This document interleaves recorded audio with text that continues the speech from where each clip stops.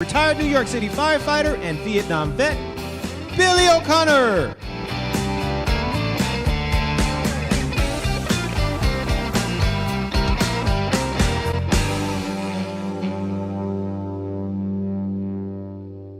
My brother, good to see you. My brother Frankie, back in the studio, huh? Oh, my gracious me. We're here to make more magic. I told you, Frank, I want the yellow M&Ms. Just the yellow M&Ms. Take all the other ones out. I want the dressing room. It's great to be back. Great to be Derek, my brother. Good to be back. Good to see you. Hello, everybody. Can we have more energy, Derek? Hello, everybody. Give us that Valley Girl voice that you're good at. You know, like, wow, man, this is groovy. Oh, it's good to see you guys. It's been a long time. How long has it been? It was December? Did we do one in November? Did we do a Thanksgiving show? Man, I tell you, I'm still crazy. I can't wait to break out now that I got vaccinated and everything. I'm still going to treat it like the plague. Right. I'm still going to wear the mask, right. 6 feet and everything. But I got to tell you, I'm busted at the seams. I want to go see my grandkids in New York. I want to go to Vegas and see my money. Yeah. Say hello. See if they're taking care of it. I want to go to Phoenix this week. I want to bust out, man. I want to go everywhere. That money's probably been laundered three or four times by now. 30 or 40 times. The least of Vegas' problems how to manage my money. How to launder your money. That's the least of their worries. They can do it with a Clorox wipe. They can take care of my money. Yeah. But how about you? Aren't you dying to travel? Yeah, I'm dying to travel. I'm dying to go to places I've been many times before. I just want to go to Florida. I want to go to Jacksonville. I got to go to Ohio. I want to go to Kentucky. I want to go to. When I travel, I like to go where I haven't seen people, that I can see with them, stay with them. I don't like to go to a city and just look at museums and walk around. If I don't know anybody, it's not a worthwhile trip to me. Yeah, you want to see people. That's the way I used to treat the bar business. Like, I'd go to a bar where I knew the bartender. I didn't want to be anonymous. I didn't want to walk into a bar and not know anybody. You want to go where everyone knows your name. Everybody knows your name. That's a good song. We should do something with that. But the problem with traveling, my problem with traveling is, I don't know, I think the Irish are like the last of the nomads, You could be like in New Zealand taking a piss and the guy that's stalled next to you, come here, bye. Is there any paper over there, bye? They're like the last of the nomads. And every place that I've ever been, I want to see again. And every place I haven't seen, I want to see. So it's a never-ending cycle, Yeah. I want to go back to Bangkok. I want to go back to, since I was 19. It's changed. Oh, I'm sure. but one thing hasn't changed. Yeah, one thing hasn't changed. It was aptly named. Yeah, Bangkok is right. Actually, it's an awful lot of priests back in the 60s made the pilgrimages over to Bangkok. Yeah. There was a lot of that going on too. But I want to go back because I tell you, I guess about 20 years ago. Now, I was in Bangkok. The last time I was there was 1970 during the war, so that's 50 years ago. But 20 years ago, I was talking to this guy. He told me he was going to Bangkok. And I said, oh, man. I said, listen, great. I said, when you get to Bangkok, I said, there's a place called Pattaya Beach. It's about 70 miles outside Bangkok. I said, this little deserted fishing village. The water's beautiful. You're going to love it. The guy says, Billy, Pattaya Beach. He goes, there's billboards when you get off the airplane. The Pattaya Beach, they have an express train that takes you out there. There's conglomerates all over the beach. You can barely see the beach. There's so many high rises, But when I was there, it was like a little sleepy village, Hey, before I forget, our guest this week is Breto Santos, director of Mayans on FX. He made his debut last night. We're looking forward to talking to Brett. And the Mayans, that's a spin-off of Sons of Anarchy, yes, right? It is. Yes, wow, it is. So that's going to be pretty cool. Yeah. I'm looking forward to talk to Brett. Yeah. So, boat stuck in the Suez Canal. What the hell is that about? And now it's jeopardizing our economy. It's sideways jammed into there, right? Yeah. I don't know much about the Suez Canal except that I know it's vital for all kinds of shipping because it connects Europe to Asia and Africa. But how would you like to be that captain? Better that than the Exxon Valdez, pal. That guy was drunk below deck, you know? that for sure. But I mean, You gotta be drunk. How does it come in sideways? I mean, look. I mean, when I had my sailboat in the Keys, the Florida Keys, people were getting out of the way. I mean, they saw me coming. Like, they might have just put up a skull and crossbones and put Bronx on it because, obviously I didn't know what I was doing. But how do you bring it in sideways? How does that happen? I mean, can you imagine? I mean, imagine getting your car stuck in your garage sideways. I mean, how do you even? I got to tell you a story. On that note, I was in what the hell's the big Travis Air Force Base? Travis is the big one out here. And a buddy of mine was retired Air Force, right? So we were going out to the what you call it, the BX, to get cheap stuff, And we're driving in Travis Air Force Base. Now this is like miles and miles of nothingness, until you get to the actual buildings of the base. And I swear to God, Frank, I'm talking, we drove for like 10 minutes and never saw another car. It was like you're out in the middle of it's California, desert. We get to a four-way stop sign. I swear to God, there was two cars rammed into each other at a four-way stop sign. I said, how in the name of God could anybody have an accident in this location? Yeah. And a four-way stop to, I mean, if it was my wife that came back and said, look, I had a fender bender, and you say, where? At Travis Air Force Base at a four-way stop sign. I don't know how that could happen. They were just jammed into each other. We just started laughing. I mean, I don't know. But so you're going to, Florida's on my list, man. I want to go back to Florida big time. Yeah, everybody always wants to go to Florida. I want to go down to Keys. Just to see Florida, man. Just to read Florida, man. I want to go back down to Keys. I miss the Keys. Yeah. I do. I miss the Keys. Some parts of Florida. Have you ever been to St. Augustine? Have I ever been to St. Augustine? I went to school in Jacksonville. Yeah, but 30 miles from St. Augustine. Were you spend any time in Augustine? Of course you did. Flagler College was there. There's a lot of. I don't think I've ever seen prettier beaches than St. Augustine. It's beautiful. The beaches are unbelievable. Yep. They're like you could walk naked on those beaches and not see anybody for miles. Really. Not Billy. When was the last time you've been to St. Augustine? Probably 20 years ago. You can't do that anymore. You can't walk naked in Florida anywhere. You know how you used to do that? Well, you can't do that anymore. You can't do that anymore. You can't do that anymore. You can't do that anymore. But they have miles and miles of like bird preservatories and stuff. And it's Boyd's? You know Boyd's. The Audubon. You know the Audubon Society? Boyd's. But they have miles and miles of it. What movie was that from? Boyd's. I don't know about those stinking Boyd's. I don't want to know the badges. I don't want those things. The Treasure Sierra Madre. Yeah. I don't want those things. I tell you, Boyd's though. I remember watching an old Candid Camera. Remember the Alan Funt show, Candid Camera, and he had Wally Cox on, and he took Wally Cox, and you remember Wally Cox, the meek little. He looked like Don Knotts, only.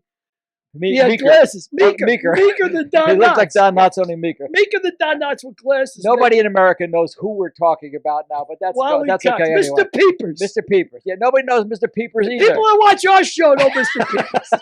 The people that watch our show know Moses. They knew Moses personally. Some of them got Moses' autograph. Robert Moses? That Moses, yeah. So anyway, Mr. Peepers, they take Wally Cox and they take him down to the Union. Longshoreman Union, right? And they got a bunch of longshoremen there, and he's trying to convince these guys to join the Audubon Society. He's got the binoculars around his neck, and he says, I think you'd really, really enjoy if you join the Audubon. And the guy says, what? Audubon? What do you mean, Boyd's? You're talking about Boyd's?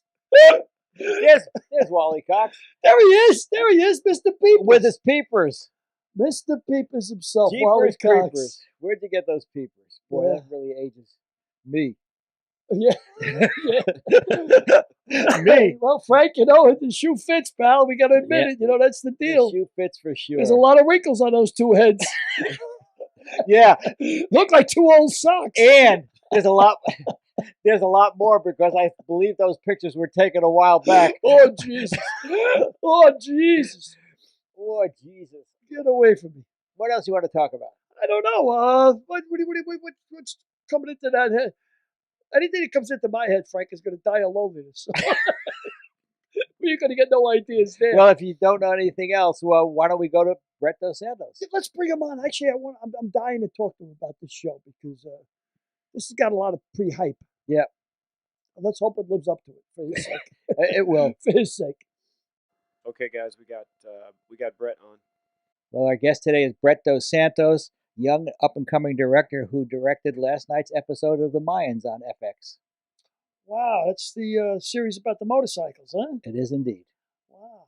There he is. Ooh. Hey, Brett, how are you? I'm doing great. How are you guys this morning? Good. That's my partner, Billy, and my other partner, Derek. Nice to know you, Brett. Welcome Hello. aboard. Glad to have you on the show, pal. Thanks for coming on. Thank you for the invite. Nice to be here. What do you want to ask him, Billy? What do I want to ask him? Yeah. Well, I want to ask him when he had his last fight, number one. And, and how long have they been calling you Junior? Did you give me the right guy to prep for here? I don't know. I said Brett Dos Santos, not Junior Dos Santos. I get that a lot. Do Do you? you really? They break your chops yeah. a lot? Oh, I bet. No, totally get that. Inquiries, can I make an appearance? I do get the random MMA people. That's pretty funny. Brett, why don't you tell us a little about your background, how you got to the Mayans? You can talk for a little bit. Sure. Well, back when I was 11 years old, I took a family vacation, and we went all across the U.S., and one of the stops was California. And of course, we went to Universal Studios, Disneyland, and at Universal, there was a behind the scenes of E.T. And I was just mesmerized how anyone, and anybody could from anywhere in the world could come to this place, be a part of the magic behind the scenes. And I always thought that was amazing. And if I had that opportunity, I was going to do it. So I kept that in the back of my head and kept going to high school and started to think I was going to go into advertising when I went to college. But I always had this feeling of the desire to be behind the scenes. And I was fortunate enough to go to the University of Texas at Austin and major in radio, television, and film. And I had some great teachers there that inspired me. And there was a business boot camp, UT alumni, that I got to be a part of. And I flew out to LA for a week. And we met all people from UT that were in the business. And DPs, directors, writers. And we had people come and talk to us each day. And based on that, I really got the bug. I mean, one of the people that came and spoke to us, and this was 1994, was Matthew McConaughey. And he had just done Dazed and Confused. And we went to, there was a sitcom called Step by Step, and the DP was George Debe. So I met him. And, I was like I am right now, very naive, didn't know anything, and just wanted to be around everybody. And came back, totally had the bug, and made a decision that was in May, and decided to come out in November of 94, and drove my truck out, moved out, and started sending resumes to anybody that I could find with an address in LA that had some relationship to a production company, I would send out. And I sent out a ton of letters. And back then you would go to a Kinko's and you would pay like $5 to work on a laptop or a computer for a little bit. And that's how I spent, a month or two doing that. And the very first job I ever got was at Barbara Langley Productions, which produced Cops. And I was hired as a PA, and I was very excited. A PA is a production assistant, right? Yes, production assistant. So I would, essentially anything that needed to be done, I was tasked with doing it, from picking up coffees to take these items and drop them off at this warehouse, or pick these up from this actor's residence and bring these over here. And back then, Barbara Langley was they still had a lot of juice from Cops, but they were doing a lot of stuff for Sci-Fi Channel. And I was lucky enough to be around, and on their stage, they'd bring in people like George Takei from Star Trek, and he would sign books, and they would do these little programs with him, and I would pick them up and take him to his house. And I was like a little non-union chauffeur at that point, and do a lot of stuff like that. And that was neat to be around. And even though it wasn't big production, it was something, and I was excited for that. And shortly after, about a month or two after that, I got a call from someone who worked with Frank named Barry Halley. And she had seen my resume and miraculously selected it and wanted to bring me in and meet me. And I think it was when I asked her, she saw the University of Texas at Austin, and I think that caught her eye. And I won't ever forget when I walked in, and it was in Building 136, Frank, at the production office, and you were doing something wilder. And one of the first questions she asked me was, do I have a car? And I told her, no, I don't need one. I'm good. And she said, no, you're going to need a car. And I started to realize you can't really get around in LA without a car. I was from a small town in Texas where something was 5 miles away. That meant it was 5 minutes away. So that was a big culture shock moving to LA and realizing that. And luckily, Barry liked me, hired me. And shortly thereafter, I met Frank and started this long and hilarious relationship that through the years has really benefited me and he's helped me grow. And in fact, I called him a few days ago for some advice on something, and he's always been open and honest with me and candid, which I like. And he's as sharp as a whip and sarcastic. He's always got the attitude, which I love. And I think one thing that I do remember, 100%. 100%. Huh? When I did meet Frank, he goes, "Tell me about yourself. Like, what do you like? What do you watch?" And he didn't think I was honest and I didn't know him, but I told him, well, my favorite show is Murphy Brown. I love Don Rickles. I love Porsches. Like, he thought that I had read somewhere all this stuff, and I had no idea. I was being honest. So he called me on it. He's like, "Oh yeah, you like Daddy Dearest?" He's like, "Okay, what's this? And I started rattling off lines from Daddy Dearest, and I knew things about Murphy Brown because when I was right before I went to UT, I worked at a CBS affiliate in Corpus Christi, Texas, called KZTV Channel 10, and I did master control, which means you would receive via satellite. This is like early 90s. The satellite feed, and you would press a few buttons and it would go out to the local affiliate. And so everybody would watch. Back then you only had 3 or 4 channels. So I got to see the Murphy Brown feeds, and we had them on 3/4 inch tapes, and we got press kits. So I was a huge fan of the show, and it was just serendipitous that this guy that I met, that tell me about yourself, kid, and everything I liked. We were like a perfect mix. And, I have a dry sense of humor, sarcastic. And over the years, I let that grow out a little bit more as I got more comfortable with Frank. And he saw something in me. And a couple of years into our relationship, a couple of shows, I did Something Wilder, then Bless This House, then Suddenly Susan. And he said, "Where do you see yourself?" And I said, "Well, I really like, what the production coordinator does. I like being in the office. I like where all the action is." And he goes, no, I see you on stage. I see you down on stage. That's where you need to be. And he made arrangements for me. Anytime that I wasn't needed in the office, he had this agreement with everybody. I could go to the stage, whatever show it was on, and hang out and learn. And that's what I did. And I would hang out with the camera team. I'd hang out with the prop department. Meaning I'd spend a whole day here and I'd learn everything they do for a couple of days. And then I'd work and follow the script supervisor and the costume department and figure out like where I really enjoyed the action. And I really liked what the stage managers did. Stage managers are the ones that ran the set. It was shot on video back then, and now they're all considered assistant directors. And that's got me the bug in there. And then at some point, he engineered me being able to be the audience switcher.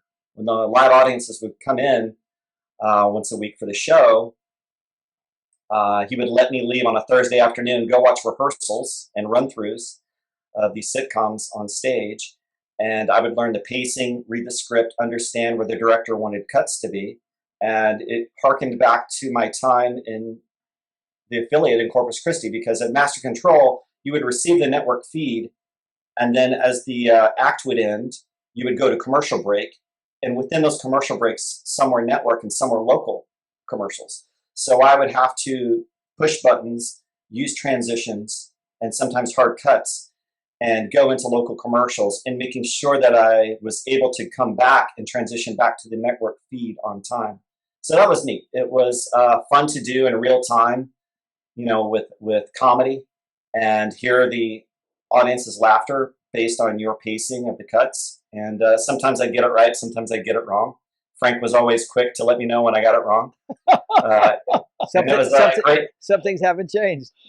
True, very true. Yes. But all of those experiences led me to want to do what I do right now, which is to be on set and to be in a leadership role and to have everybody come at me and be able to control and see and prioritize what needs to happen and how.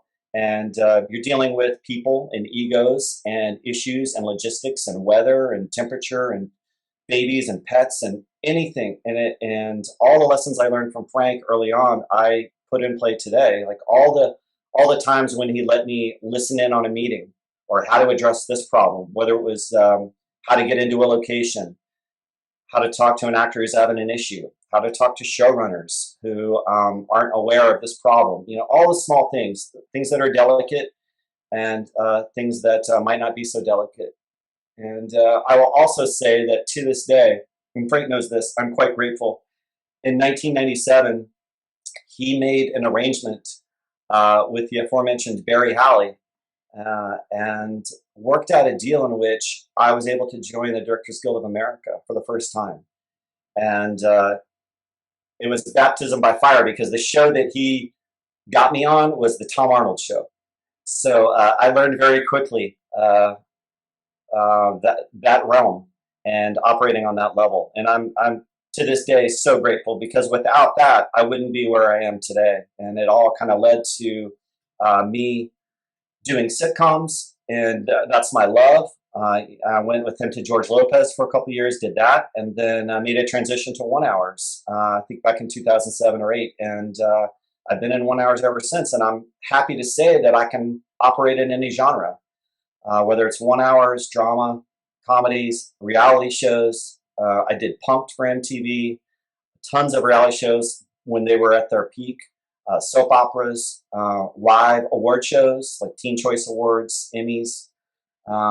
So all those lessons and skills that I use, I learned from Frank, because I was with him in my early years. And now I'm at the point where nothing scares me, no shows, doesn't matter what it is. I can always figure something out working with the team. And I was recently able to direct an episode of the show that I've been on for 3 years. It's called Mayans MC, and it's on FX. And the show that I directed is actually going to air. It actually aired last night. Then right now you can watch it on Hulu, because it's streaming on Hulu right now. Yeah, that cracks me up, man. So basically, a PA, you started as a PA, which is basically a gopher, right? I mean, you just try and keep everybody happy. But from what I gather, and this is totally as a layman, an assistant director is basically fix it. Like whatever they throw at you, you're like MacGyver. You got to fix it. Yeah, you have a little time. You get the script and you work with the director and you break the script down, all the scenes, and within those scenes are elements, whether they're props, special effects, costumes, picture vehicles, whatever. And you have to figure out, typically in about 6.5, 7 days, how you are going to shoot this, where you're going to shoot it. And you have to balance actors sometimes that aren't available, or that their big names are only coming in for 1 day, or a location that's not available. In addition to, when does the sun go down? Is there rain, forecasted for these 3 days? Are you shooting in the desert? And yes, it's difficult but fun, and it's rewarding, because the other part is I get to travel all over, and I've had some great experiences and been in places that I never would have been in had I not been in this position. And I'm just grateful, and still humble and hungry, and which is that's my mantra. I'm still learning every day, because there is no one day that is the same. Even if you're shooting the same show on a stage with the same actors, all the scenes are different. the dynamics are different every day. The shots are different. Actors are different each day in terms of their attitudes, their moods. Some days they don't know their lines. So that with location makes this a constant puzzle. And I love puzzles. And it's just fun to be so collaborative with everybody and to work on these high caliber shows that people are watching and are enjoying. And to be a part of that just makes me feel good, fills me with a sense of pride and accomplishment. Brett, you worked on two of the most famous shows in recent memory, Better Call Saul, and the other one I can't remember the name of. Derek, what's the name of it, Derek? Breaking Bad? Breaking Bad. There you go. You got it. Yeah, I did. And why don't you tell us a little bit about both those shows? Sure. I had been approached to do Breaking Bad a few times. And me being such the smart person that I was, I said, no, I can't do it. And I look back on that with a little bit of regret, but yet I still am happy that I actually did end up going to it. I started there because a director named Mclaren, you may know her from Game of Thrones, Breaking Bad, Better Call Saul, The Morning Show. She had worked with me on a show called Lie to Me with Tim Roth, and she just came in for one episode. And she came there and she brought Anna Gunn as a guest cast. Anna Gunn played the wife on Breaking Bad. Yeah, correctly? right. And I did that episode with Michelle, and I was the standard Brett. I didn't know her. I treated her like every other director I treat, which is respect, but also reality. Like, there's no way we're going to get this day, or you need to simplify your shots, etc.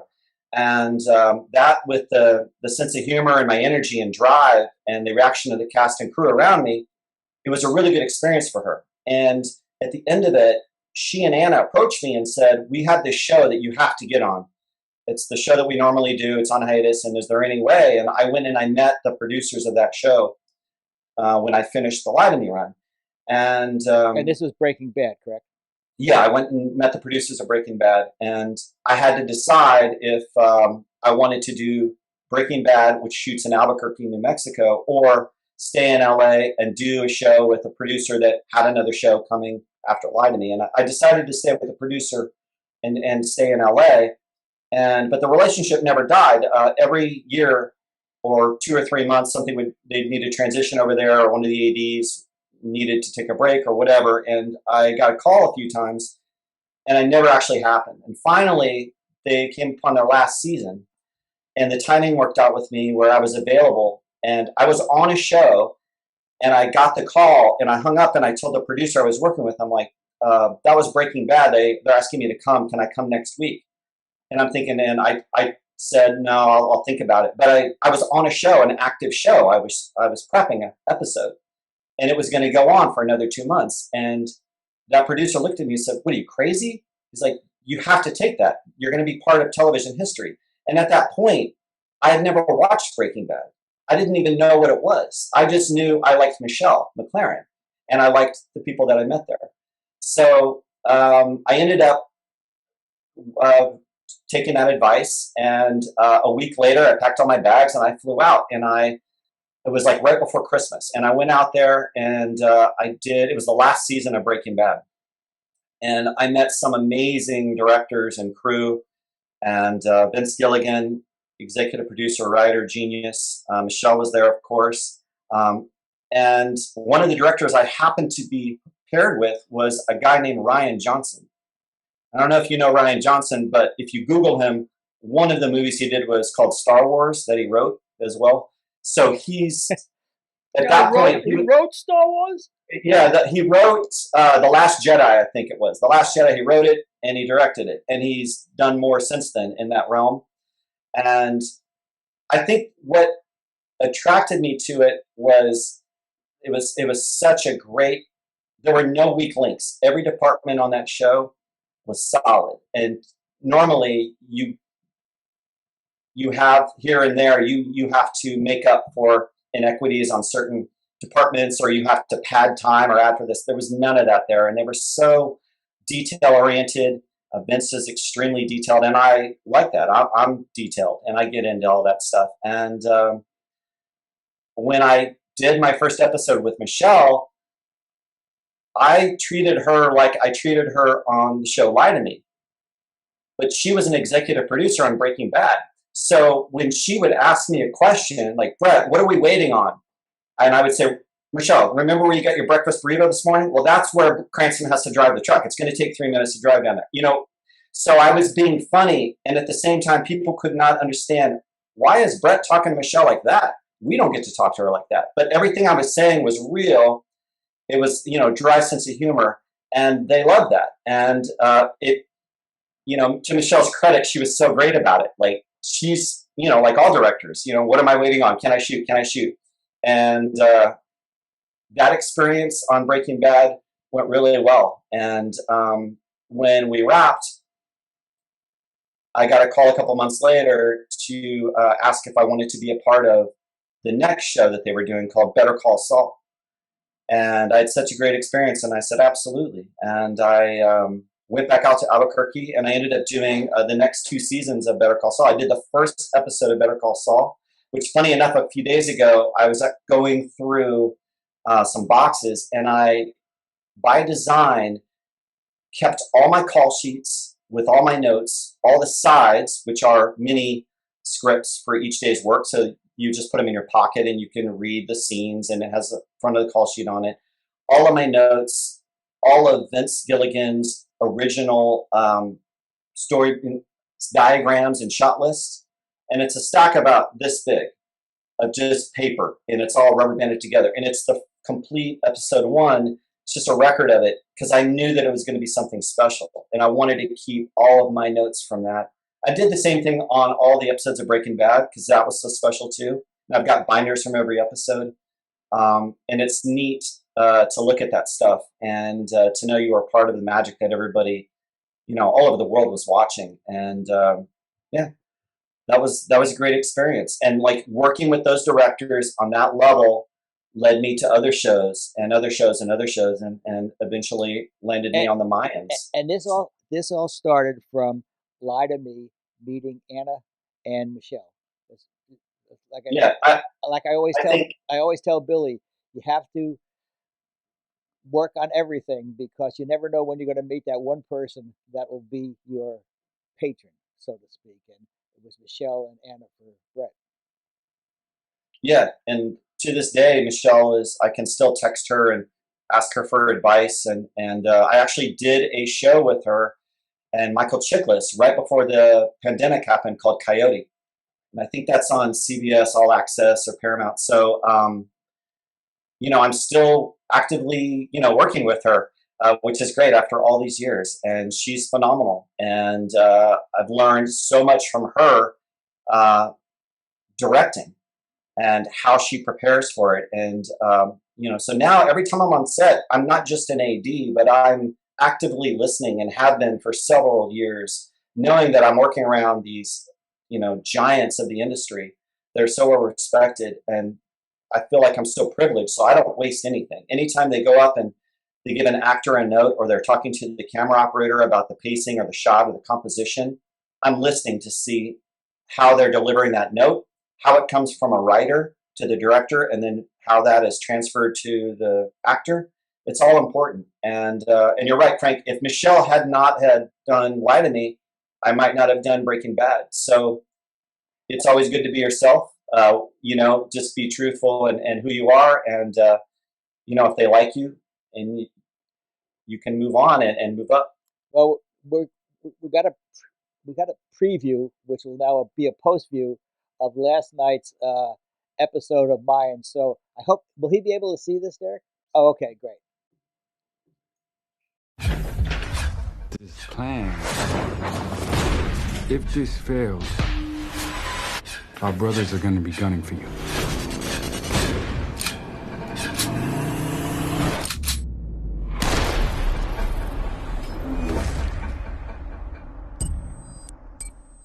Wow, that's really great, man. Brett, so you directed that segment. How do you prepare for something like that? Well, first of all, this is still very surreal for me to watch. because I've never done this before. And even this experience with you guys, Billy and Frank, thanks for having me again. And I'm humbled to be here, and just to watch that and watch you watch it and see your reactions is great for me. But for that and the whole script, when you get it from me, I had ideas in my head of what I wanted to do with the camera, where I wanted the angles to be and what I wanted to show, how I could show emotion. That moment, the burpees, all those shots, I think there's like 10 or 11 shots of our star JD Pardo doing burpees. I had conceived that, and what I told our showrunner was that I wanted everything to be very direct angles. I didn't want anything to be off or rakes or side angles. I wanted it to be very direct, 90-degree hard angles. So if you notice that framing on that, there's only one shot that is not like that, and that's actually not from my episode. But that segment, I wanted everything to be very square. And I also, by design, I didn't ever need to see his face. I was going to show his face later in a more intimate scene for the first time in the episode. So that moment played at the beginning of the episode with Easy, who's played by JD Pardo. And to do that, I wanted to show the crew exactly what I had in mind in terms of the frames and what I wanted it to look like. And a lot of times directors will say, I want you to go on a 35 millimeter lens. I think the camera's going to be over here, and I want to go left and right frames. But what I found over the years as an AD is you can save so much time, and you can be so much cleaner with your communication if you show someone a photo, even if it's not your photo, but a reference photo, and said, this is what I'm thinking. This is the style that I like. So because of the pandemic, I had a few minutes. So I took my son in his pajamas, and I took him outside, and I explained to him that I needed him to work as a stand-in. And after negotiating 3 bags of Skittles from me, we were able to, he came out of his trailer, and we started to run this sequence. So I will say he got upset with me a few times because he was having to hold a position. I was trying to get my iPhone in the right spot. But I will say that even that 20 minutes that I spent with him and all the shots, all those compositions paid off so well, because I could then take those photos, put them in the order that I wanted to shoot them in for efficiency, which is important when you're on a set because time is expensive when the clock is run. So I wanted to make sure I knew the fastest way to get these shots. At the same time, I could use those frames and tell the editor, this is the order in which I'd like the shots to be cut together when it airs in the episode. So it's beneficial to do your homework and to prepare. And the truth is, when I got there and on set and I showed the camera operators and the dolly grips, those are the guys that push the dollies with the camera on them, what I wanted and where I wanted the camera to be. When I showed them these photos, they knew exactly what they needed to do. Wow. They called for the exact lens, and there was no time wasted. And we also knew this is the second shot. What's the 5th shot going to be? So everybody knew where we were going next. Not only us, but the actor. So we had we had a crane for an overhead shot. So everybody knew when to roll in the certain gear.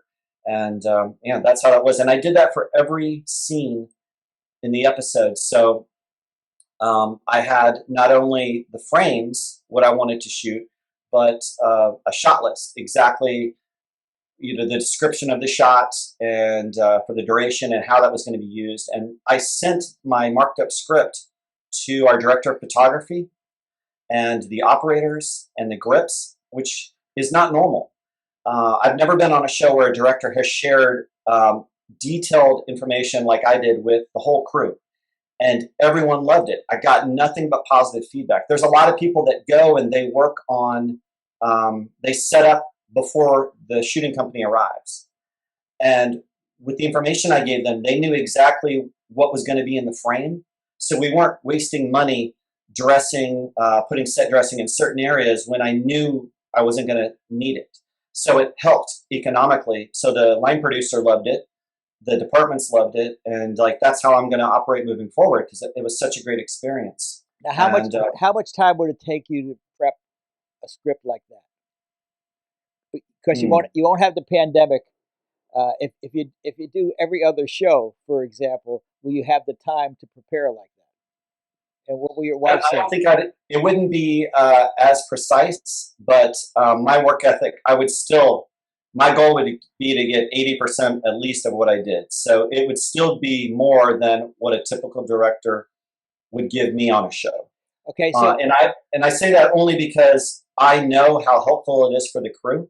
So that's why I would do it. So if I had to stay up on the weekends or stay up till 4 a.m, I would make those sacrifices because I know the benefit that it brings to the crew, which is actually the heart of the show. It's not me coming up with the ideas to make it. It's complete collaborative process. So Brett, why don't you tell us what the last 3-4 months was like for you? How many days you were working? How many hours you were working? Sure. Well, we wrapped this show on March 18th. And it's the Mayans? We wrapped season 3 of Mayans on March 18th. We shot 91 days. And within those 91 days, there were probably 20 to 25 of those days where we had 2 units shooting at the same time. So those are called Tandem Days. And sometimes you do them when you're on stage and one unit can be shooting on these stages while another unit is shooting on the stage across the street. And sometimes you'd have to be on location and you'd have to have basically 2 crews shooting. But we started shooting October 13th and wrapped March 18th. And prior to that, there were 2 months of intense prep. We had all 10 episodes written and in script form before we started shooting, which was good and bad. That's a rarity, though, because it is. It's mostly streaming shows do that. For cable shows and network shows, you never really have that convenience. When we started prepping for efficiency and for monetary reasons, we started lifting scenes from future episodes 8, 9, 10, and we shoot them early so that we were shooting one location out or one set out as much as we could. And it's a little bit more.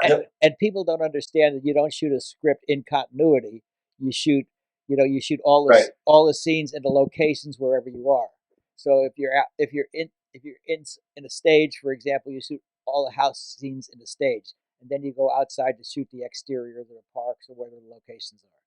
So would you guys do that for like 10 episodes? You would do if you're gonna the Mayans, from what I can gather, it's like the wide open spaces. Where is the location for the Mayans? Where are you shooting at? Looks like it's like out in the middle of the desert. Where are you? Yeah, we shot a lot of scenes out in Lancaster and Palmdale. Right. Well, a lot of those roads out there, we shot in Lake Hughes, which is like 45 minutes north of Santa Clarita. Our studio and stages are in Santa Clarita. And we built out the exterior of our clubhouse is actually at the studio. And our production designer, who's amazing, built it out so it looks like in the middle of a junkyard, but it's actually on the studio lot. And we just made that happen. But we shoot and shot all over LA. We shot in Long Beach, San Pedro, Simi Valley, downtown LA, Pasadena. So we shoot all over the metro LA area. And Frank's right. We finished one of our last scenes. We were at a prison. And so if you have prison scenes within your scripts, you would, because it's such a big deal to shoot at a prison, you would shoot all the prison scenes one time. For all 10 episodes. Yeah, that's the goal, depending on the location. And sometimes you can do it, sometimes you can't. It just depends on how expensive the location is and how easy it is to get in and out with that. But there were some pretty big sequences that we shot, and we planned ahead, and we held that. Now, even with that, you're shooting in a pandemic. The pandemic's going on. A lot of actors didn't want to come back more than once or twice. They lived out of town or they didn't want to be exposed that long. So that was also a driving force where out of attrition, you would take all their scenes and shoot them out, whether they were in 1 episode or 5 episodes. And that was kind of the agreement sometimes, is to shoot them out. Maybe they were doing another project somewhere or they didn't live in LA. So a few times that was occurring. But that season was difficult, but I'm proud to say that of the 91 shoot days, we are the only show on FX that did not have to shut down for any reason due to COVID. Even for one day or half a day, we made it work the entire season, and we held that schedule. So I'm really proud of that for the cast and crew. We were so accountable to each other because we spend more time on set with your crew than you do your family once you start a show. And that's like that. You just get so close with everyone. You're spending so much time in proximity that it was important. And of course, we had COVID compliance officers from the studio that would help us and remind us. But a lot of it was on us because when you leave set and when you leave stage, you go about your personal life. You still have to be thinking about, I don't want to do anything that might potentially expose the crew, and then by that, the crew's family and get them. So everybody was really respectful in that sense. And that just goes, it's a testament to the cast and crew that we have on the show. All very professional. We all care about each other. So being in that environment, it felt like, Breaking Bad, Better Call Saul, where everybody cares about everybody else. Great. So now let's go back in time and tell me a few of your favorite stories about the sitcoms you worked on. Sure. I was thinking about this morning, and even being on this podcast with you guys, this all started, obviously the book that you guys put out, and I read that. What was the name of it? I believe it's called If These Oh, wait, Frank, get that plug in there. Well, I still haven't heard the plug. If These Lips Could Talk. That's I think there's a picture behind you somewhere. It's bright yellow. Hold on, wait a minute. Vamp, Billy, can you sing? Can you do a Tour Allure Allure or something? Tour Allure Allure. There it I is. got some. There There it we go. is. There it is. Okay. There's another. So, I didn't get a chance to read it. I knew that Frank put it out, and we had texted, and I bought it at Christmas, and just never had the time. We were so busy prepping and shooting these episodes. So when I finished, the first thing I did was read this, and it sparked so many memories. A lot of this book I was around for, and I remember these moments. And I told myself that before I wanted to talk about these stories, I wanted to thank you, Billy, for your service. Not only at the fire department, but your service in the military. And I just want to take a moment, not lose momentum, but just acknowledge the sacrifices you made and give you a sincere thank you. Really appreciate it. Thank you very much, Brett. I really appreciate that. But I appreciate your enthusiasm. I appreciate you buying the book and reading the book. Buying the book even more than reading. Well, hopefully you guys will get some more hits on Amazon and the publishing company, because this made me laugh and cry, and it was amazing, and how this was written, and I loved the entire book, all of it. And you got the job. You didn't even play softball, right? I don't even know how that happened. That's crazy. I wasn't a ringer. I will admit that. Let me ask you a question about the Mayans. Yeah. It's written and created by Kurt Sutter. Is that right? The same guy who did Sons of Anarchy?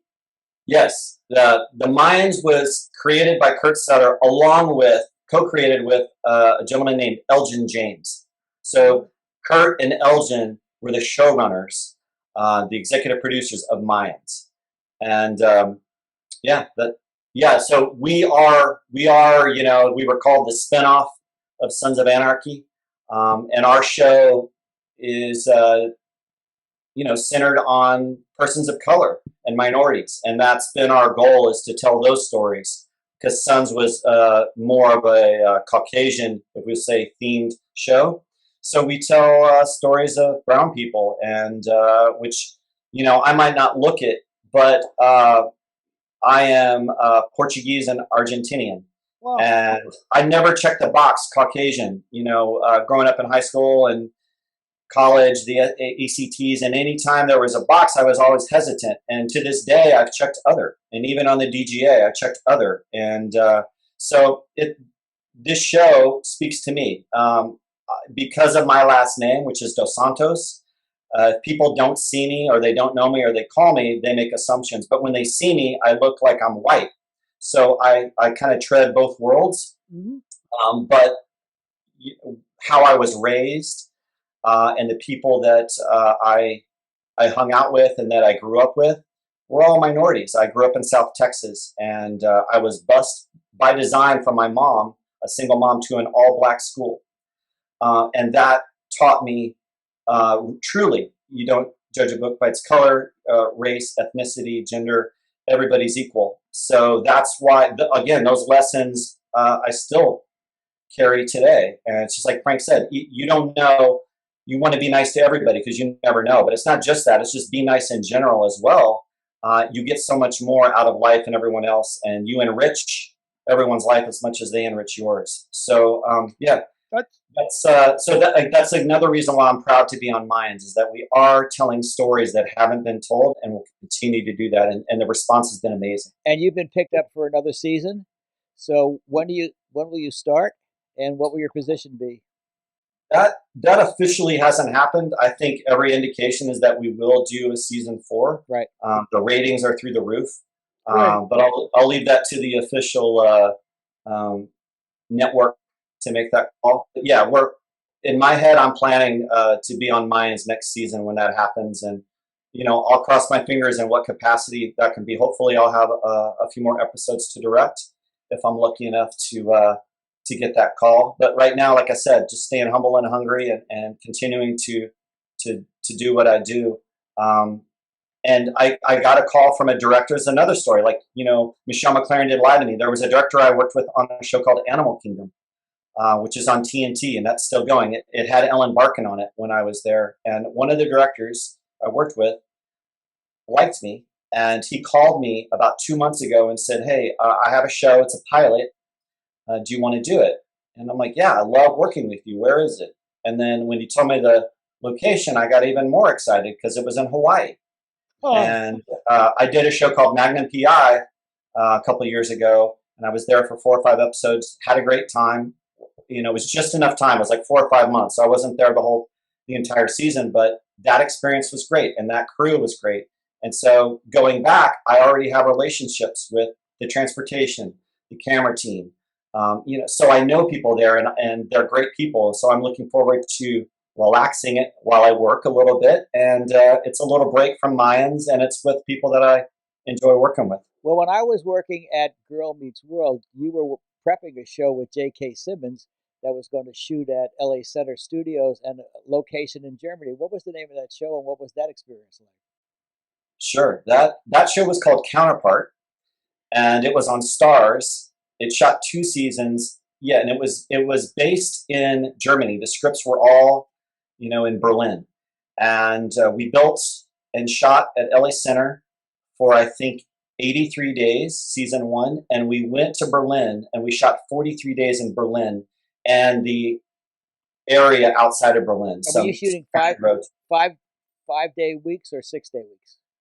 We shot both. We shot 5 and 6-day weeks in Berlin. Normally on location, you'll shoot 6-day weeks and 5-day weeks on a studio lot or stages. And that was a great experience. Working again with, there was a executive producer director named Morton Tilden. And he had just come off a big feature film with Chris Pratt and Jennifer Lawrence called Passengers. And he directed like 3 or 4 of the episodes. And I started the show. So I set up the show and figured out, broke down all 10 scripts and worked with the producers and the writers and figured out what scenes can we shoot in LA, which ones must be shot in Berlin. And knowing that early enough, they were then able to plan locations in Berlin that we went out a few times and scouted it and made plans for it, but also to inform the cast so they know when they're working, and then they can plan and their other projects and their families. So that was a great experience. JK is such a professional. I've never seen anyone other than Bryan Cranston hit their mark, say their line with precision repeatedly after receiving notes from a director or a camera operator, making that adjustment and still making it all work for timing. And that was a very difficult show technically because JK played 2 different people that a lot of the times were in the same space. So it was a lot of visual effects, a lot of very precise moves with remote controlled computer operated cameras. And that again opened up my eyes and got me thinking about visual effects and the limits that you can take this to. Yeah. And the acting and the stories on Counterpart were amazing. And just to be around that cast, it was another great experience. Plus, I got to come up and bother Frank a few times in the production office and see a couple old friends that I had, met back in '94. So that's always nice to see Frank, and of course Steve Wallenberg. That guy alone, I would. Have you guys had Steve on? Because that's the one I want to watch. You guys got to get Steve Wallenberg on here. Steve. Yeah, we haven't had Steve on yet, but it's pretty funny.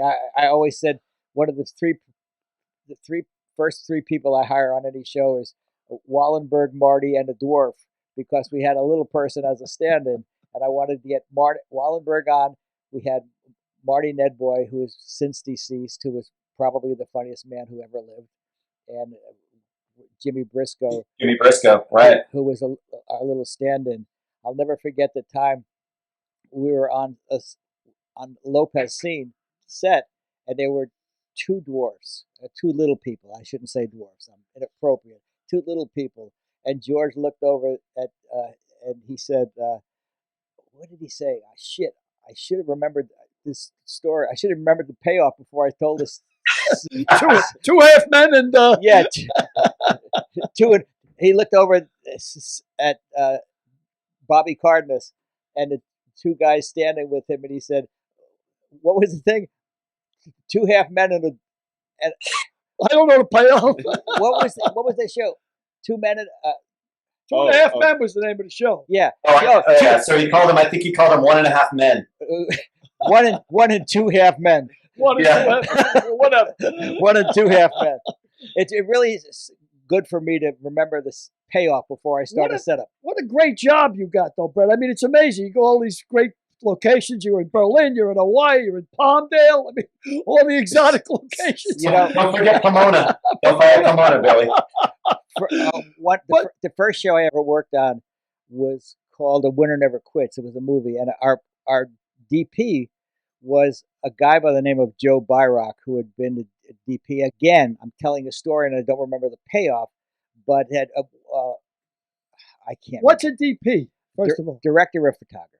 Yeah, well, I wouldn't know. Director of photography. I got to ask you a question, Brett, and again, not to deter from your story that you don't remember the punchline for.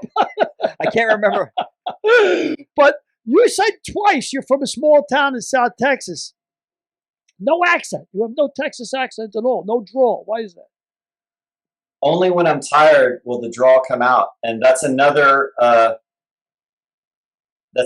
aspect of why it's hard for anyone to discern what am I? Am I Italian, Greek? Yeah, without a doubt. I would think you're from California as a native, because I don't know, there's something about California that it doesn't seem to have a specific accent to me. You know what I mean? I can tell somebody from the South. Obviously, I'm from New York by the way I talk. But I mean, I don't get any drawl at all. And the other thing I want to talk to you about is... Hey, can I finish my story? You interrupted my story? But you said you didn't know the punchline. I was trying to bail you out. I remember the punchline now. I was trying to bail him out, Eric, right? I was trying to throw the lifeline. Holy Christ. Let's get back to that story, Frank. I hope it's got a good payoff.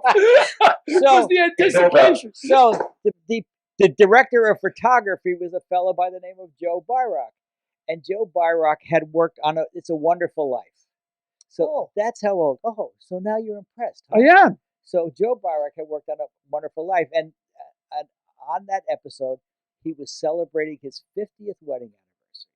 And we said to him, Joe, 50 years. How the hell did you stay married so long? And he said, I took every location job I was offered. That'll do it. Now you can. Now we're talking about Frank Capra's Wonderful Life? It's a Wonderful Life? Is that what you're talking about, Frank Capra? Because that's why I was impressed. That's the only one there was. Well, I just wanted to make sure. I don't know. For our audience, they might not even know who Frank Capra is. Right. Well, maybe our audience but most audiences now you won't. Can get back to your story. Well, I was just asking him a question. Because, you can ask him your question. I will. You went to the University of Texas in Austin, right? Yes. And they had a great film school, I imagine. It's one of the toughest colleges. I don't know if any of our audience is aware, but it is one of the toughest public universities to get into in the country, if not the toughest. As a matter of fact, the University of Texas, George Bush wanted to go to the University of Texas, and they wouldn't let him in. So he went to Yale instead. He went to Yale, and that's true. Yeah, because his old man paid off the University of Texas. Because actually, the former president, George W., paid off the had sent a letter to the head of administration and Yep. said, "My son is going to be a very successful guy, and he's a great person."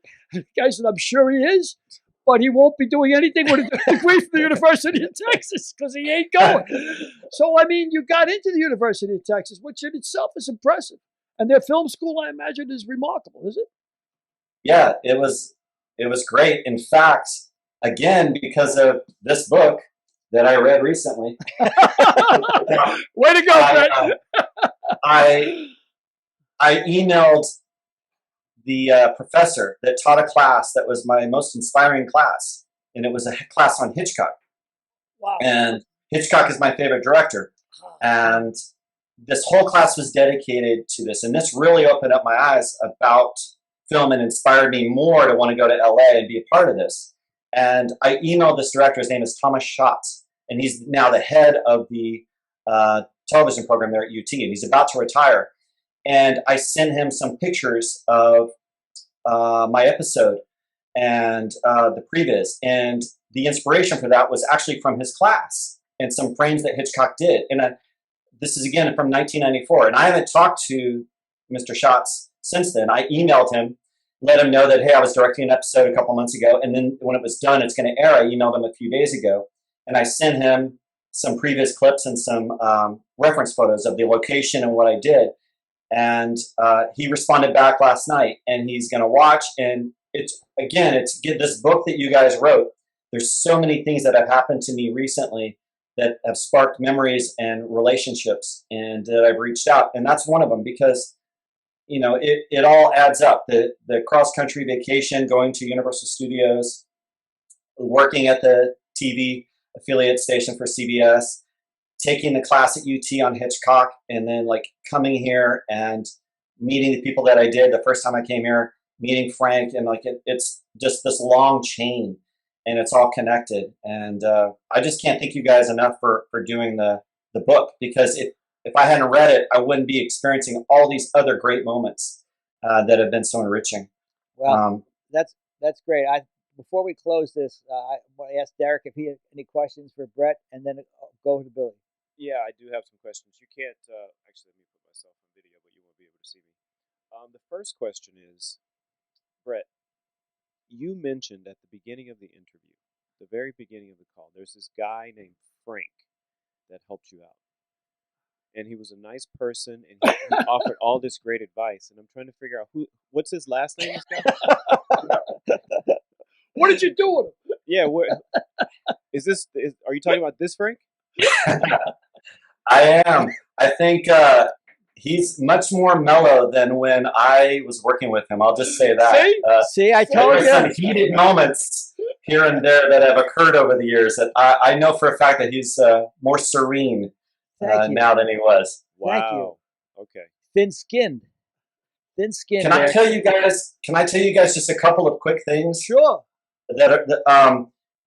So Don Rickles had a son named Larry, who has passed away sadly, but Larry is one of the few people in the world that could make me laugh whenever he wanted to. He had this incredible timing and delivery.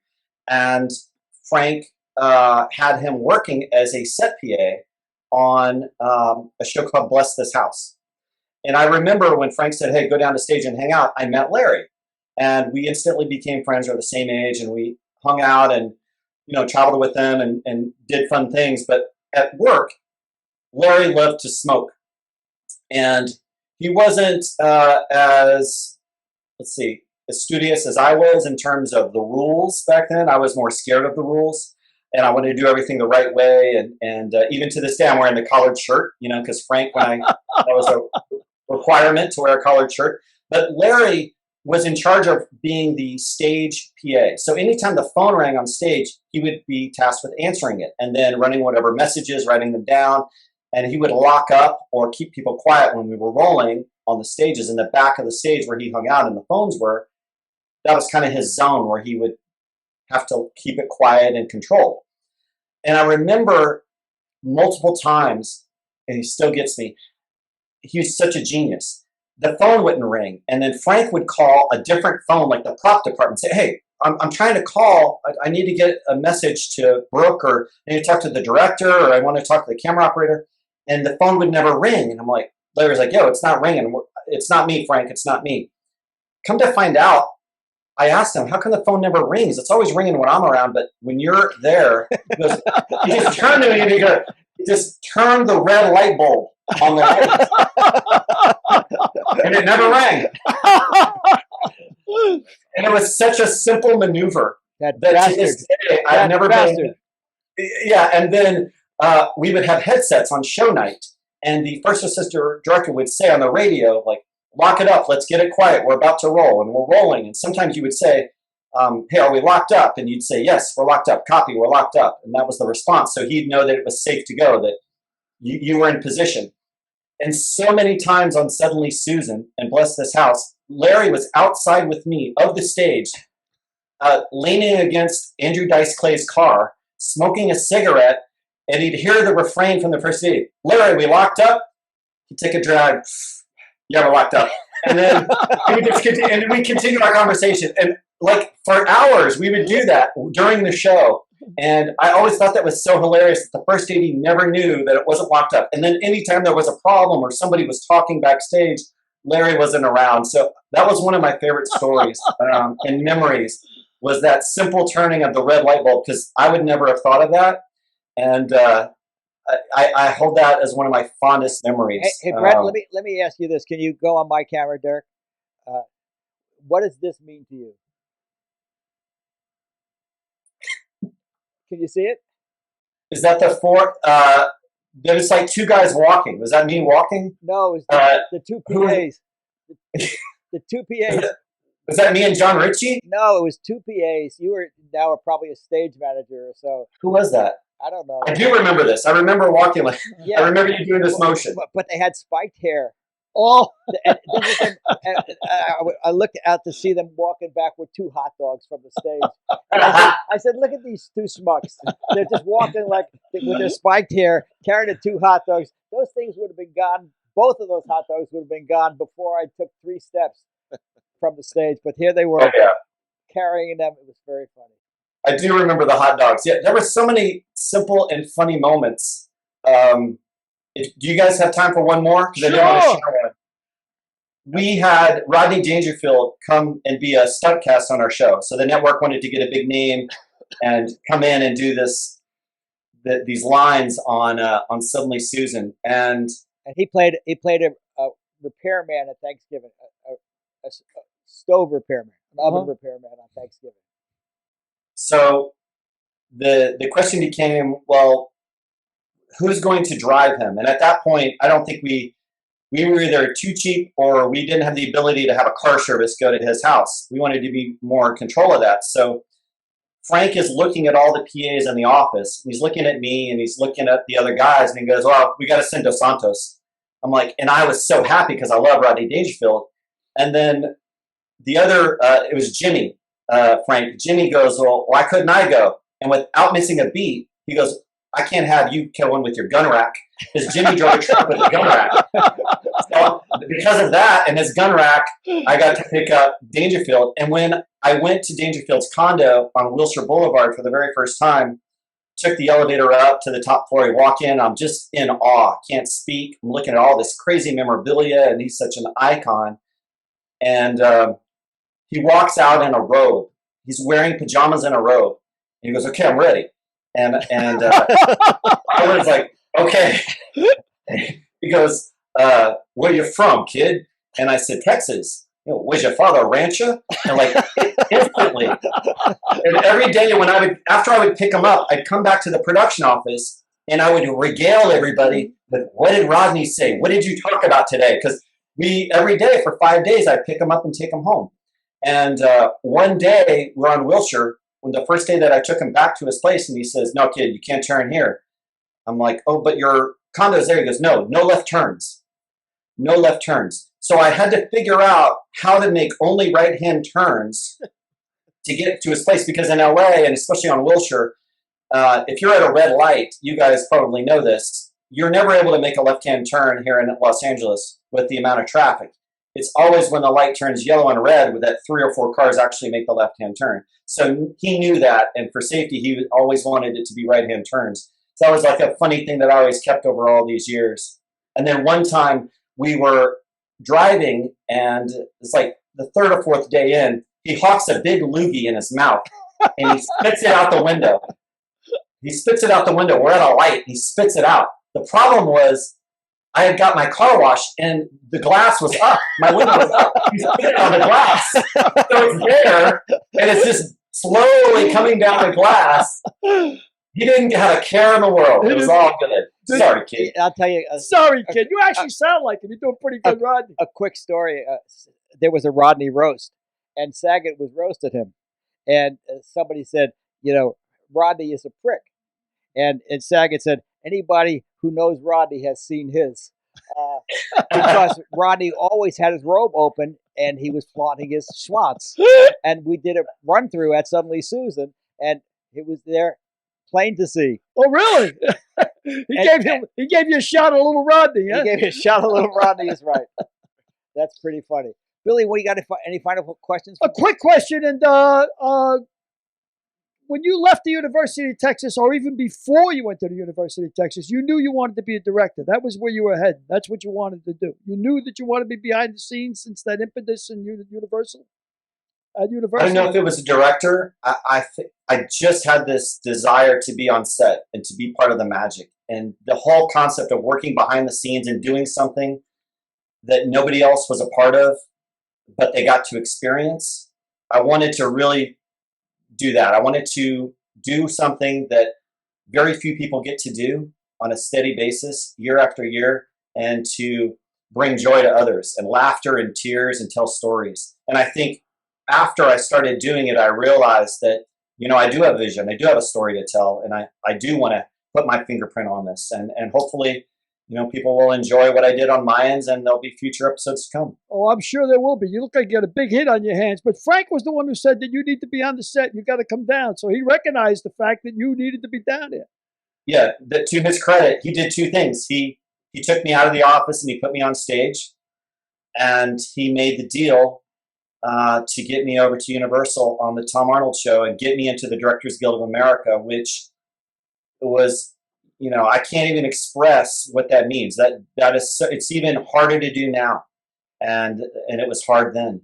And he saw something in me, and I'm trying to pay it forward and help out anybody I can. And now I'm doing the same thing for PAs that are trying to get into the guild. I'm taking a young woman who works on Mayans, and she runs all the first team at base camp, which is where all the trailers are, and she puts makeup hair every day.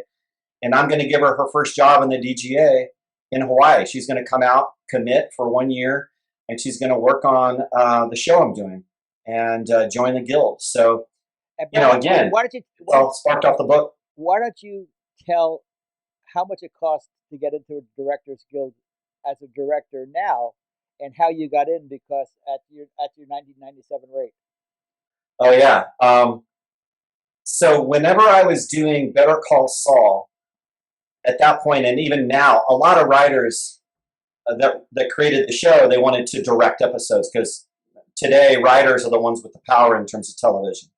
It's not really a film director's medium. It's showrunners and writers. So a lot of the writers would direct, and some of them are really, really good. And there was a writer who's really good who directed for the first time, and we're talking, and he got paid, 30 plus grand for the episode. This is a couple of years ago. And he tells me that he had to pay his entire salary to join the guild as a director. Wow.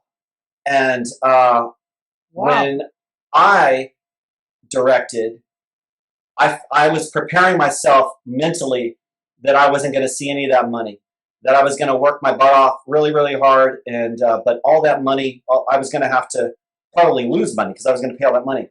Then I found out that when you join as a director in that category, it reverts back to when you actually joined the Directors Guild. And since I joined in 1997, it was not 30 grand that I had to pay. I ended up paying, I think, $760. Wow. Because it's so retro. So everybody all these new directors that I were working with, they weren't getting paid. But when I did it, so it was another benefit that Frank gave me because of that back in the day. You know when you really thank me? You will really thank me when you retire, because you will get such a load of cash in the supplemental plan and the retirement plan that you'll be able to live off of that. Because of the extra years. Well, you've now been a member of the DGA for 23 years. I've been a member of the DGA since 1984. So when I got in, it cost me $2,000 as a director, which has gone up to $30,000 since then. But the pension plan is phenomenal. Well, that's good. It is just phenomenal.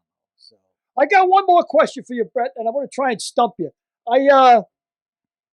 Of course, I was going to ask you what director inspired you, but you already told me Hitchcock. And of course, anybody growing up in my era was a huge Hitchcock fan. I'm a huge Hitchcock fan. And as you know, he always tried to make a cameo in all those movies. He always had a single shot. But there was a movie he made called Lifeboat.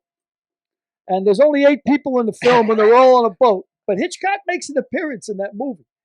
And I'm wondering if you could tell me if you know how he made the appearance.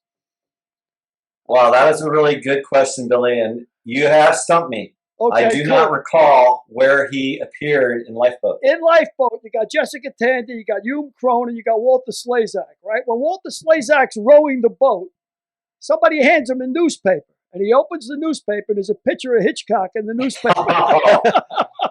So smart. I just thought I'd throw it out there. That's great. I'm going to use that one. Yeah.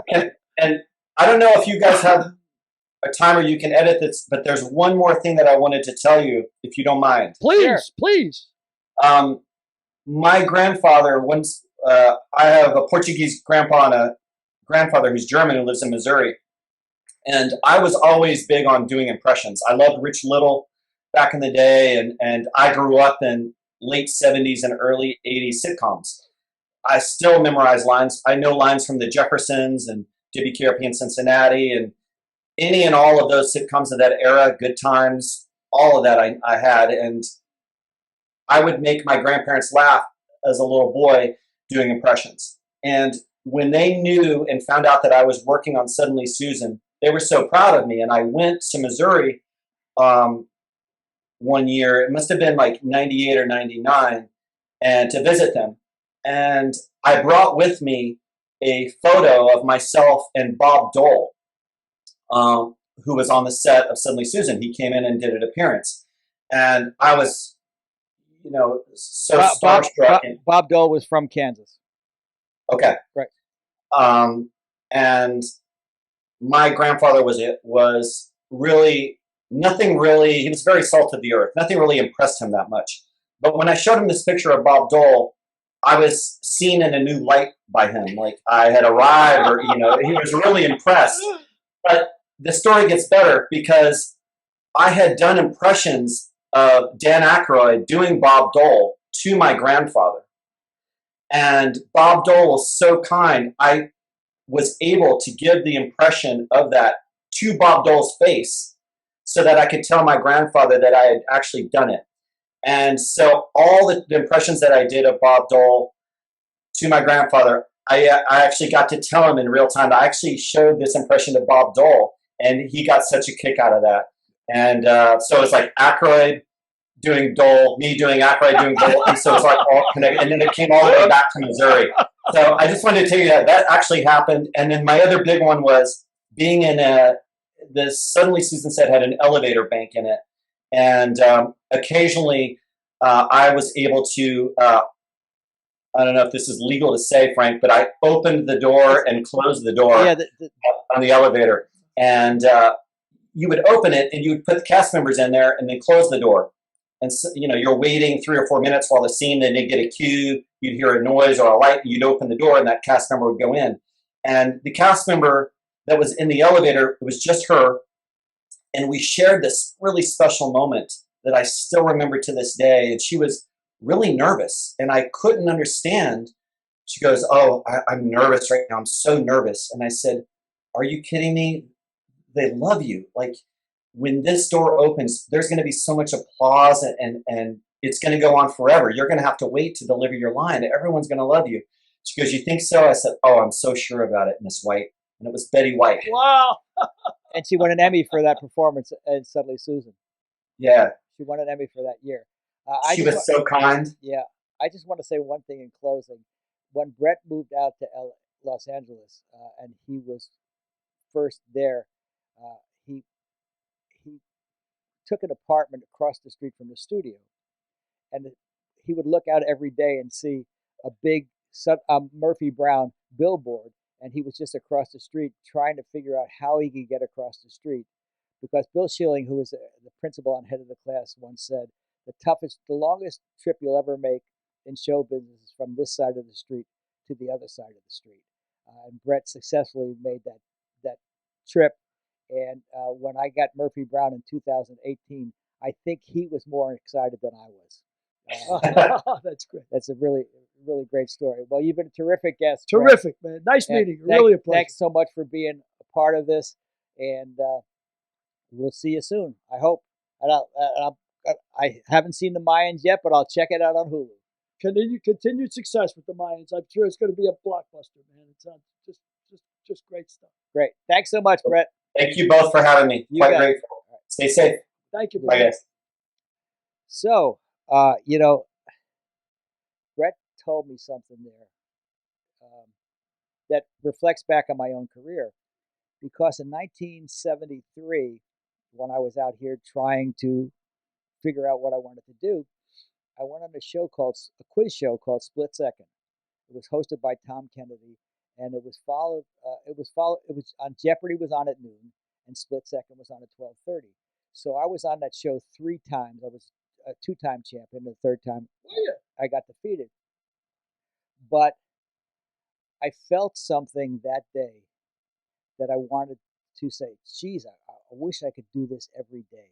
I wish I could do this. I didn't know what it was, but I wished I could do it every day. And probably took me another 9, to 1986, from 1973 to 1986, until I achieved that goal. So that was a nice reminder from Brett. But you got hit immediately by being on stage? Was Yeah. it the roar of the grease paint, the smell of the crowd? Yeah. It was like it was there. All of that. You didn't know why? I didn't know. I just know about the lights, the action, the cameras, everything, the people scurrying around, the people in the audience, everything. I knew I wanted to be a part of that. It's funny, but Brett put it so succinctly. He was a very interesting guest, and it's funny how he said like he's almost unidentifiable, with the Brett Santos, and you really don't know what nationality is and everything else. But when he was doing Rodney, I said, that's a damn good Rodney he's doing there. And then he went on to say that he used to do voices, and Richie Little was a big hero of his, Yep. But it strikes me as extraordinary that he has no twang at all. There's no drawl at all from Texas. Yep. I really appreciate Brett greatly. He's been a fine boy, fine man. Well, obviously, and he's a fine director very now. Successful. I Yep. mean, you can't knock success. I mean, you don't get there by accident. There's a lot of hard work goes into it along the way. Well, as he was telling us about what it takes. 20 years. What it takes. 15 to 20 years. The first thing I was thinking of is Thomas Alva Edison's famous quote, 90% perspiration, 10% inspiration. Yep. It's work, work, work. And he was talking about even the work he did with his kid. Yep. The precursor for when he was ready to get on set. Yep. And you never stop. I mean, I never stop. No, I'll say that about you. You're a hard-working son of a bitch. You don't stop. You bury me. I'm like, Frank, all right. Yeah, what I do and what you do are 2 different things. You save lives. I didn't save anybody's life.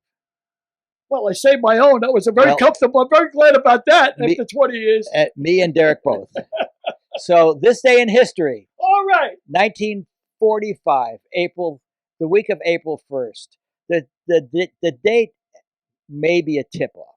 April 1st, 1945. 45, yeah. Well, the first thing I'm going to think of at 45 is the end of the war, coming back from the war. What do we got? Well, I'll tell you what. My father was there. I'll give you a hint. My father was there. He was there with Ernie Pyle. Ernie Pyle. Cold Dead Men. You ever read that column? No.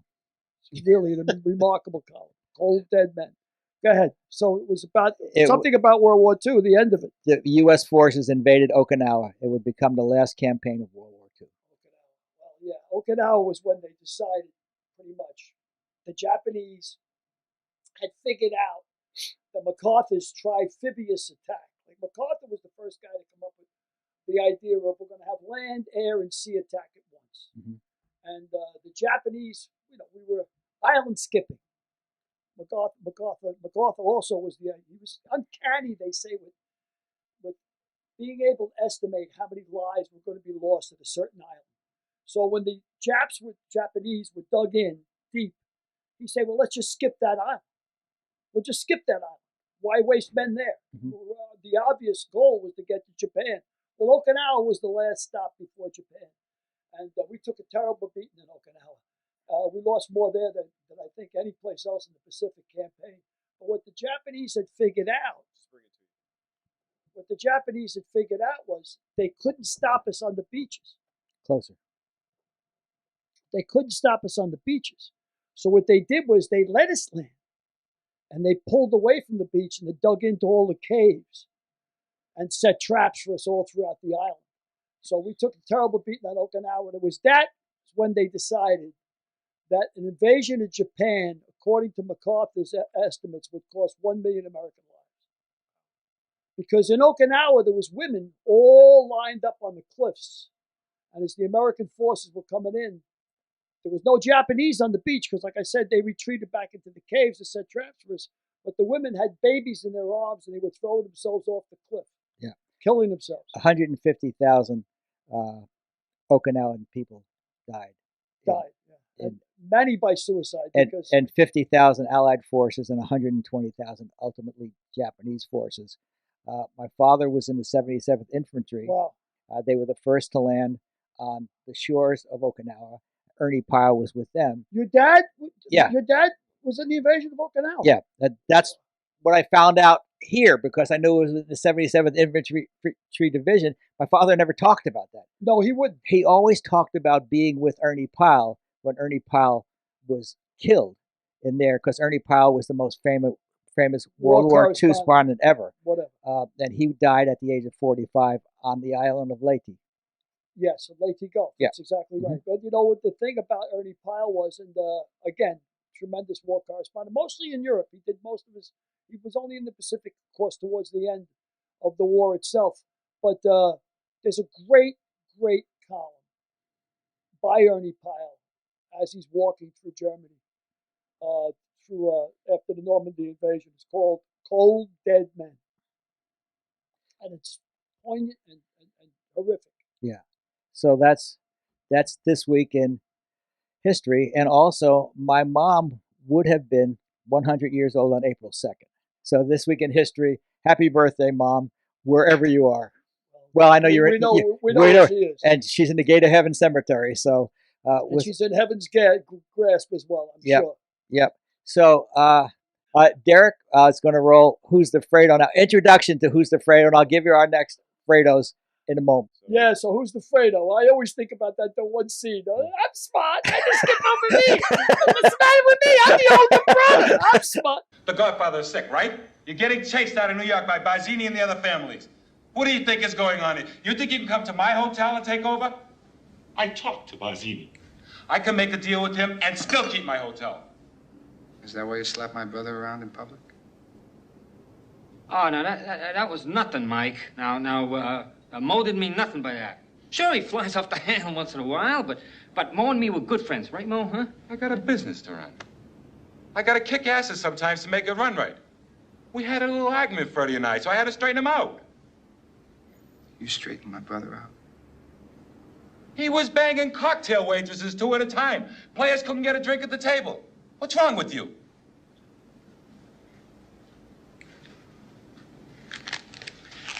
I leave for New York tomorrow. Think about a price.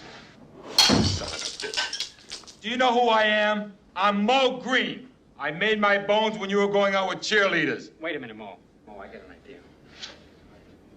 Tom, you're the consigliere. Now you can talk to the Don. You can explain. Just a minute.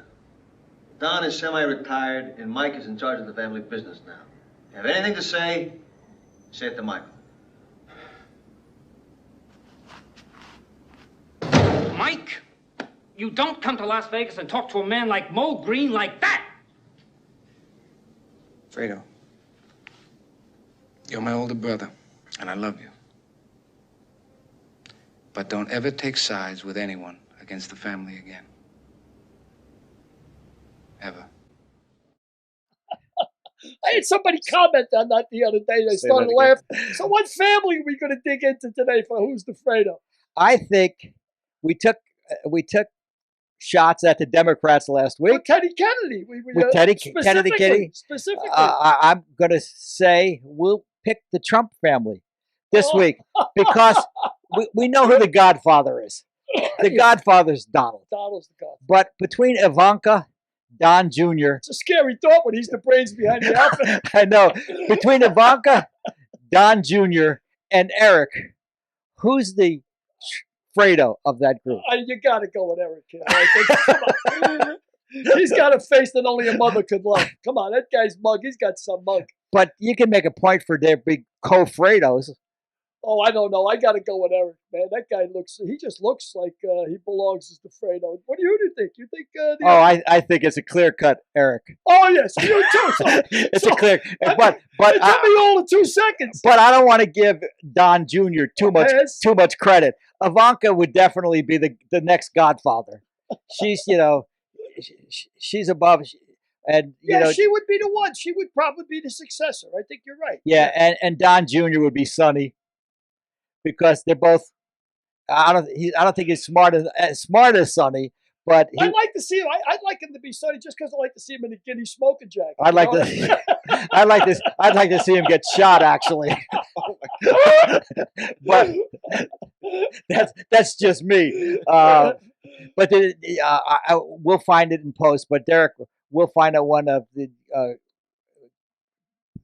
two guys, the cartoon characters. Oh yeah, what is that? I don't. Beavis and Butthead. Yeah, Beavis and Butthead. That was Eric and Don. Comes to mind. Eric and Don Jr. Anyway, we've done enough of this show. We've done enough damage. We've done enough damage today. I really do not want to see Don Jr. shot. I hope he has a very prosperous and happy life. I just want to say that a third time. I don't want to see Don Jr. shot. It's great to be back in the studio. It is great to be back in the studio. It really is. It's great to be back in the studio. With that, we'll sign off and see you next week. We hope we see you next week. Tune in. What is it? Tune in, tune out, turn on, tune out. Say goodbye, Billy. Goodbye, Billy. Next week on A Mick, a Mook, and a Mike, America's foremost comedy hypnotist, Mark Sweet.